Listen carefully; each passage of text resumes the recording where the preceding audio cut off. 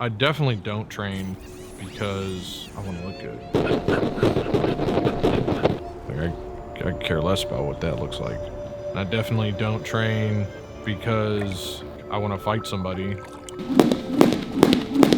I go every day without fighting people, and I'm totally fine with that. I don't train because I'm doing some competition, and personally every day is a competition.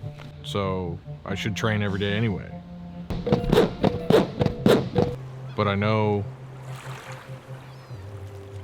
why I train, and I train for myself. I train to make myself better, and I train because I have to, because if I don't, I know I'm gonna die.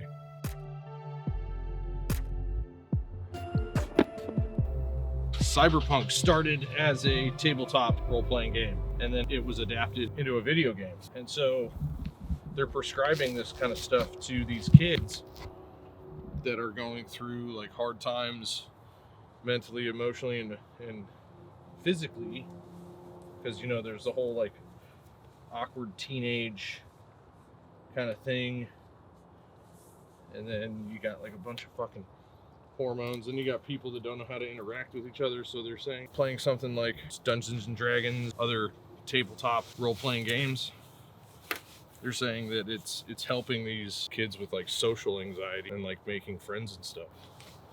And so I'm like, shit, that's a fucking great idea. My outlet was exercise and fitness, right? Because I found out that if I couldn't bring myself to off myself, then why not just physically exert myself until I get close to that? I guess I wasn't an angry kid. As I moved in after puberty and I was moving into being a teen, that being angry like started getting worse. And so it was happening more when I was outside of sports. When I was at school, it'd be fine. My mentality was like, okay, well, I'm at school, so I'll just be here and do this thing. Because after school was practice. Physically exert myself, whether it was football, baseball, basketball. Then I'd get out of practice, and then everything would be fine. And that would be fine.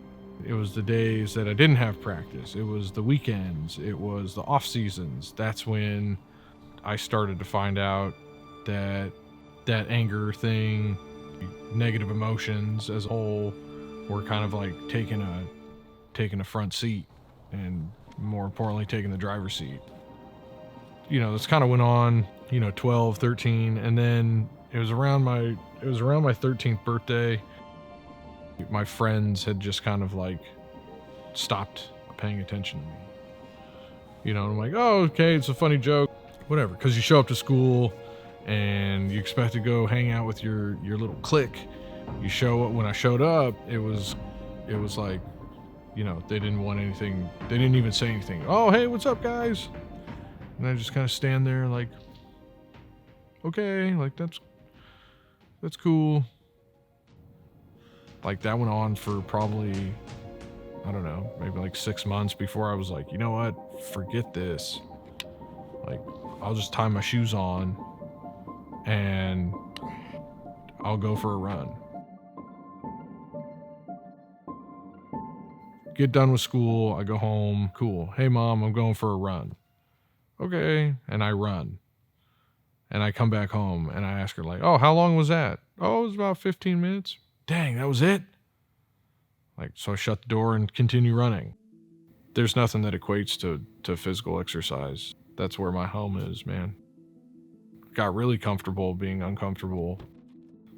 But, I just want to offer that to other people. So in college, I started studying exercise science because I figured, if I do this stuff, like I want to know what I'm doing. I want to know how to do it better. I was learning in the classroom and then taking that classroom study into the weight room. Part of those problems that I had growing up was I was dyslexic. Like reading and writing was my thing that I didn't care to be good at because it didn't make sense to me for whatever reason. Going back to elementary school, I was always like, hey, you have a learning disability, so we're gonna put you in this special class so you can learn how to read and write. And it's like, okay, Sure. And so you do that for the age of 6 to the age of 18. And then after that, it's like, all right, go figure it out on your own. Then I'm going to college and I'm sitting there thinking, like, why do I have to learn this stuff? And then I finally found a path that I actually cared about learning, which was exercise science. And then the dyslexia never really became a thing. Like, it never really stuck around. So, did I have it at all? Or was it only because I didn't care what they were teaching me? And because now here I am studying exercise science and, I'm the one helping the teacher teach class. And I found myself like actually caring about what I was reading and retaining all of it and not having one problem with reading. And so I'm sitting there and I'm thinking like, well, am I even dyslexic? So that was a big eye opener. All that really shows us is that, if there's an obstacle in front of you, either move it or work around it, climb over it, dig under it, chop it down, pick it up, throw it, like whatever it is. Like, what's the obstacle? Okay, well, now I have to move that. I'm not any different than any of these other guys out there shouting and screaming from the rooftops that you got to exercise and do fitness because of, blah, blah, blah. That's cool. That's good motivation. Listen to those guys. Let them get you jazzed up. Let it get you motivated. I'm here for the guys that don't know what to do and where to start. I'm here for those people.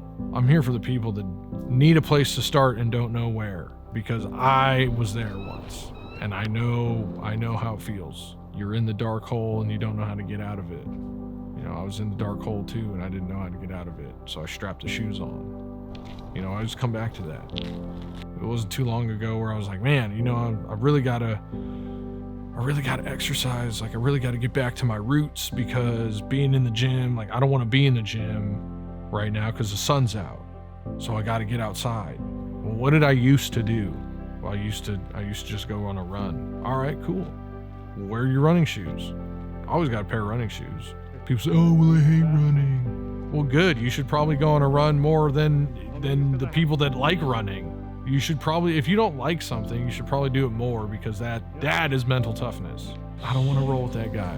Well, I probably should, and I'm going to, because I should understand what he's trying to do, because he does this better than me. So I'm going to learn how to do it better than him, from him, and I'm not going to tell him until I get him with his own stuff. That's jujitsu. Oh man, that guy's really good at throwing hands on the Muay Thai mat. All right, cool. Well, I'm going to spar with him, and if I don't move my fucking head, then I'm going to get smashed, right?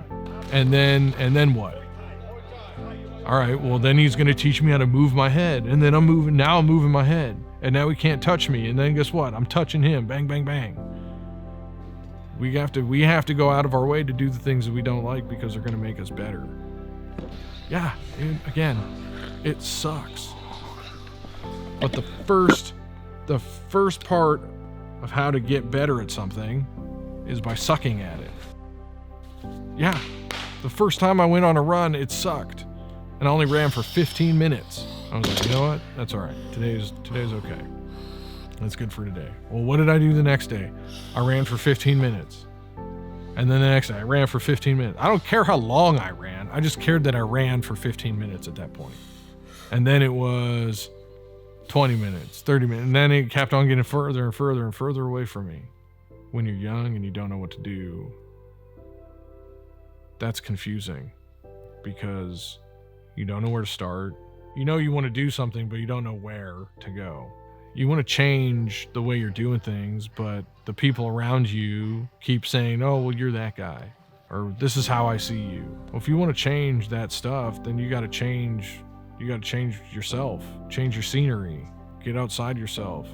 In this state, there's so much beautiful green space around us that you can change your scenery in a half hour, just a half hour drive to the east, and you're in the mountains, trees everywhere, and that stuff's beautiful. And it just that alone will get you out of your own head. Just that alone will get you out of your headspace and change the way you do things. And it might inspire you to be better, or be more and do more.